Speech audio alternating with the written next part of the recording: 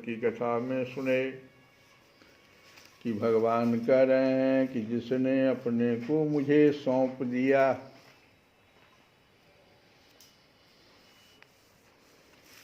भगवान भक्ति पर बहुत ज़्यादा जोर दे रहे हैं।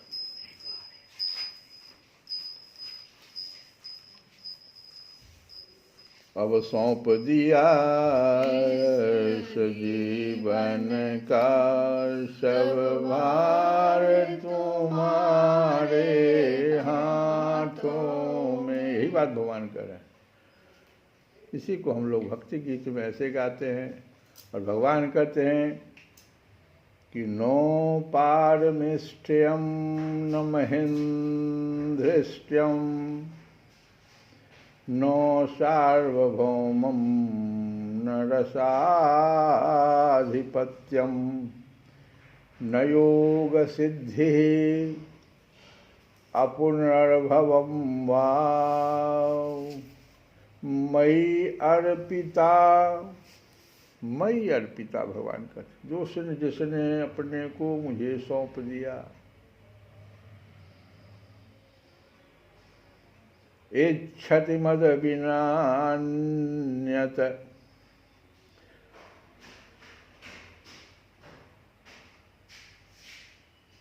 यहाँ तक भगवान कहते हैं कि ब्रह्मा का पद भी वो नहीं चाहता जिसने मुझे सौंप दिया, अपने को मुझे सौंप दिया। न इंद्र का पद, न कोई राजा बनने का, सम्राट बनने का।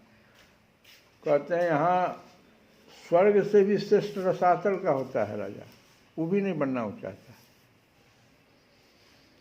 और योग की बड़ी बड़ी सिद्धियां और मोक्ष तक की अभिलाषा नहीं करता हो मेरा ऐसा भक्त। तो भगवान भक्ति पर बहुत ज्यादा, नो तथा में प्रियतम आत्मयो निर्ण शंकर नो च संकर्षणो नो श्री नैवात्मा च यथा भवान। उद्धव जी से कहते हैं, देखो तुम मेरे भक्त हो, मेरे बहुत प्रिय हो, और इतने प्रिय हो कि मेरे पुत्र ब्रह्मा भी उतने प्रिय नहीं हैं, मेरी आत्मा शंकर है वो भी नहीं, सगे भाई बलराम जी भी नहीं, स्वयं अर्धांगिनी लक्ष्मी जी भी नहीं, और मेरा अपना आत्मा भी नहीं उतना प्रिय है। भगवान इतना प्रिय कहते हैं भक्त। अब क्या कहा जाए। इसीलिए भगवान की भक्ति करना चाहिए। और आगे उद्धव जी से कहते हैं, उद्धव योग साधन ज्ञान विज्ञान धर्मानुष्ठान जप पाठ और तप त्याग मुझे प्राप्त कराने में उतने समर्थ नहीं है जितनी दिनों दिन बढ़ने वाली अनन्य प्रेममयी मेरी भक्ति। मैं संतों का प्रियतम आत्मा हूँ, मैं अनन्य श्रद्धा और अनन्य भक्ति से ही पकड़ में आता हूँ। मुझे प्राप्त करने का यह एक ही उपाय है कि मेरी अनन्य भक्ति उन लोगों को भी पवित्र जाति दोष से मुक्त कर देती है जो जन्म से ही चांडाल हैं। इसके विपरीत जो मेरी भक्ति से वंचित है, उनके चित्त को सत्य और दया से युक्त धर्म और तपस्या से युक्त विद्या भी भली भांति पवित्र करने में असमर्थ है। जब तक सारा शरीर पुलकित नहीं हो जाता, चित्त पिघल कर गदगद नहीं हो जाता, आनंद के आंसू आँखों से छलकने नहीं लगते तथा अंतरंग और बहिरंग भक्ति की बाढ़ में चित्त डूबने उतराने नहीं लगता, तब तक इसके शुद्ध होने की कोई संभावना नहीं है। जैसे ब्लैक बोर्ड पर कुछ लिखा हुआ है तो क्या दूसरी बात हम लिखेंगे उस पर। वैसे ही चित्त में पहले से ही बहुत सारी बातें आपने लिखी, संसार में चित्त को लगा करके, विषयों में चित्त को लगा कर, वो शुद्ध है ही नहीं। और ये जब शुद्ध होता है तो कुछ लक्षण आता है। क्या है लक्षण? सारा शरीर पुलकित हो जाता है। जिस समय में चित्त पिघलकर गदगद हो जाता है उस समय में आनंद के आंसू आंखों से छलकने लगते हैं। अंतरंग और बहिरंग भक्ति की बाढ़ में चित्त डूबने उतराने लगता है। ये लक्षण आ जाता है भक्ति पर। जिसकी वाणी प्रेम से गदगद हो रही है, चित्त पिघल कर एक ओर बहता रहता है, अविरल धारा आंख से। सुदामा जी को देखो, अभी उद्धव जी की जो हालत है, एक क्षण के लिए भी रोने का तांता नहीं टूटता।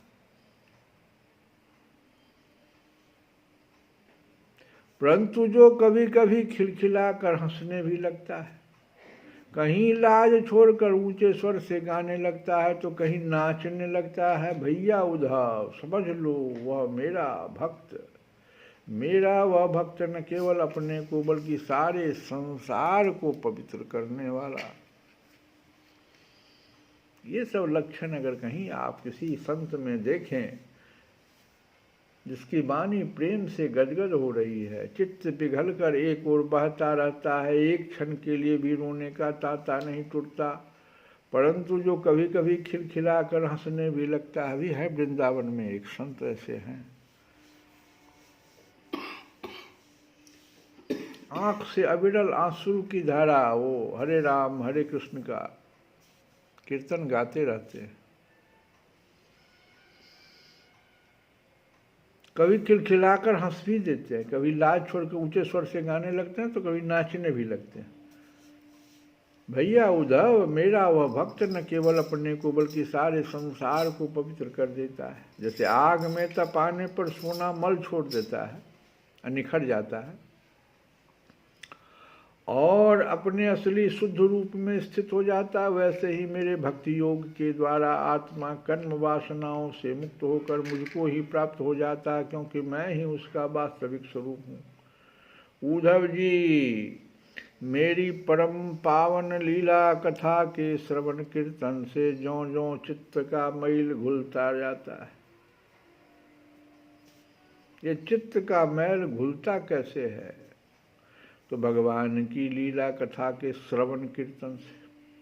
और ज्यों ज्यों वो घुलता जाता है त्यों त्यों उसे सूक्ष्म वस्तु के वास्तविक तत्व के दर्शन होने लगते हैं।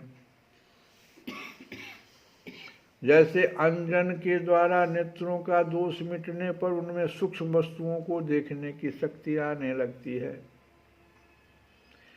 जो पुरुष निरंतर विषय चिंतन किया करता है उसका चित्त विषयों में फंस जाता है, और जो मेरा स्मरण करता है उसका चित्त मुझ में तल्लीन हो जाता है। इसलिए तुम दूसरे साधनों और फलों का चिंतन छोड़ दो। जो प्रश्न तुम्हारा था कि बहुत सारे साधन बताए गए हैं, उद्धव जी ने क्या पूछा था कि ब्रह्मवादी महात्मा आत्मकल्याण के अनेकों साधन बतलाते हैं।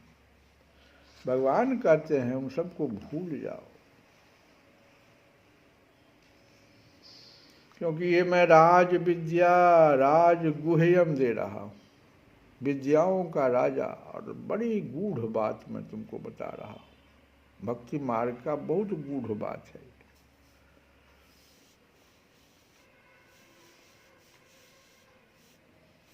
इसीलिए तुम दूसरे साधनों और फलों का चिंतन छोड़ दो। अरे भाई, मेरे अतिरिक्त और कुछ है ही नहीं। सिया राम मैं सब जग जान, तुलसी बाबा ने इसी चीज को इस सुंदरता से कह दिया कि सिया राम मैं सब जग जानी करहूँ प्रणाम, जोड़ी जुग पानी। मेरे अतिरिक्त और कुछ है ही नहीं। जो कुछ जान पड़ता है वह ठीक वैसा ही है जैसे स्वप्न अथवा मनोरथ का राज्य। तो कहोगे इतना जो हम देखते हैं संसार में सब कुछ जड़ चेतन, ये सब क्या है? स्वप्नावस्था में देखा हुआ स्वप्न, जागने पर सब समाप्त। ठीक वैसे ही है, ये मनोरथ का राज्य है। जैसे जैसे आप जैसी कामना की वैसा आपको दिखाई पड़ने लगा। इसलिए मेरे चिंतन से तुम अपना चित्त शुद्ध कर लो और उसे पूरी तरह से एकाग्रता से मुझ में ही लगा दो। संयमी पुरुष स्त्रियां और उनके प्रेमियों का संग दूर से ही छोड़कर पवित्र एकांत स्थान में बैठकर बड़ी सावधानी से मेरा ही चिंतन करें। जो संयमी लोग हैं उनके लिए है। जो संन्यास में चले गए हैं, प्यारे उद्धव, स्त्रियों के संग से और स्त्री संगियों के लंपटों के संग से पुरुष को जैसे क्लेश और बंधन में पड़ना पड़ता है, वैसा क्लेश और फसावट और किसी के भी संग में नहीं होता। ये गृहस्थ आश्रम के लिए नहीं है। कभी भूल करके गृहस्थ लोग इस बात को न ले कि भगवान मुझे कह रहे, पहले ही कर दिए संयमी। संयमी पुरुष तो संयमी तो अलग एक साधना का मार्ग है, जिसमें कि सन्यासी लोग संयम का ही व्रत ले लेते हैं। तो उनके लिए ये नीचे वाला पंक्ति है। हम लोगों के लिए बस सब कुछ भगवान का, हम तो उनके सेवक हैं और भगवान ने हमें दिया है। तो सेवक जैसे स्वामी का कोई भी पदार्थ कैसे भोक्ता बन जाता है, वो कैसे भोग करता है। हर बात सर्विस क्लास में भी दिखाई पड़ता है। कोई अगर उसका हेड है तो हर चीज़ वहाँ पूछ के करना पड़ता है, अपने मन से नहीं करता है वो। व्यवहारिक जीवन में भी हम लोग ऐसा करते हैं। तो गृहस्थाश्रम में भी भगवान इस सब कुछ जो भी हमको दिए हैं, स्त्री पुत्र धन संपत्ति मकान, सब भगवान हमको अपनी भक्ति में और अधिक बैठने के लिए और सुगमता दे दिए। क्योंकि तुलसी बाबा कहते हैं कि सबसे बड़ा दुख संसार में है तो वो तो है, उसके अलावे सबसे बड़ा दुख दरिद्रता। तो भगवान जब हमको सब तरह से पूर्ण कर दिए हैं, तो पूर्ण किए हैं तो और ज़्यादा न समय देना चाहिए जी। 56 प्रकार का अगर आज भोग आपके पास लग गया तो भगवान को अर्पित करने में कितना सेकंड लगता है। हे भगवान, आपने दिया, आप पहले इसको मैं आपको निवेदित करता हूँ, फिर इसको प्रसाद रूप में मैं ग्रहण करता हूँ। अरे क्या सुंदरता है गृहस्थों के लिए। गुरु मंत्र का जाप, मर्यादित जीवन, जो भी हमें कार्य मिला है गृहस्थाश्रम धर्म के अनुसार, कुछ कर्म स्वधर्म जो मिला है हमको, पत्नी है, पुत्र है, पिता हैं, और भी जो कार्य है उसको खूब बढ़िया से शास्त्र के अनुकूल निभाइए। देखिए आप, बहुत लोग गृहस्थाश्रम में, हमारे रामकृष्ण परमहंस श्री राम शर्मा जी, कितना का नाम हम ले।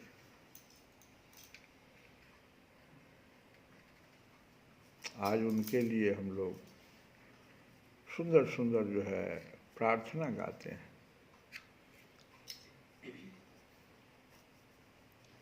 तो भगवान सबके लिए अलग अलग कुछ कहे, और हम लोग कल का भजन बड़ा सुंदर भगवान के लिए ही है, वो समर्पित है। श्री कृष्णं शरणं मम, श्री कृष्ण शरणं मम, श्री कृष्ण शरणं, श्री कृष्ण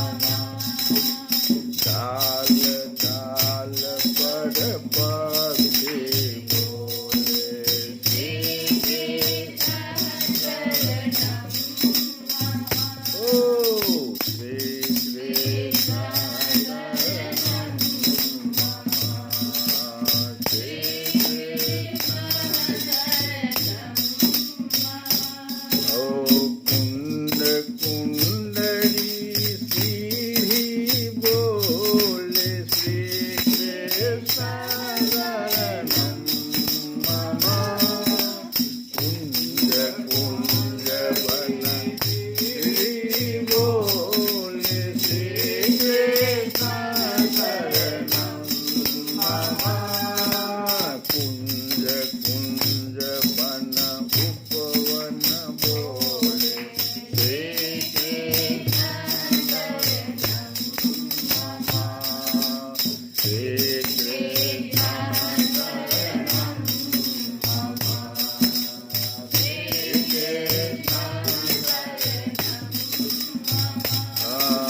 ब्रज चौरासी कोस बोले श्री कृष्ण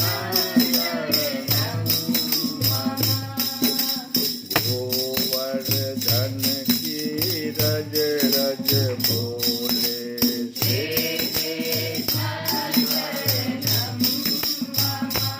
ओ श्री कृष्ण शरणम मम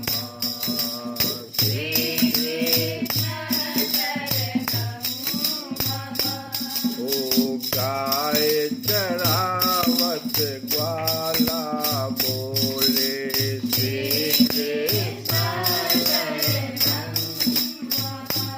ओ रास रमत सब गोप्या बोले श्री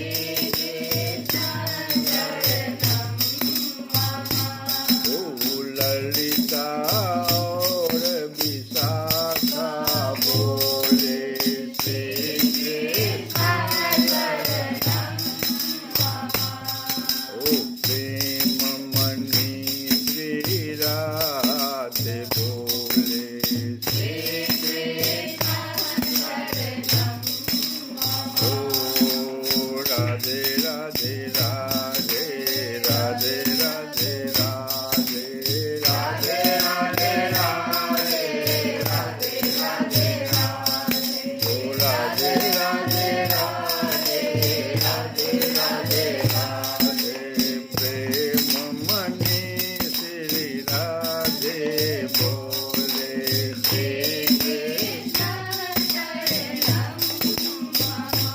ओ तुलसी जी क्यारी बोले श्री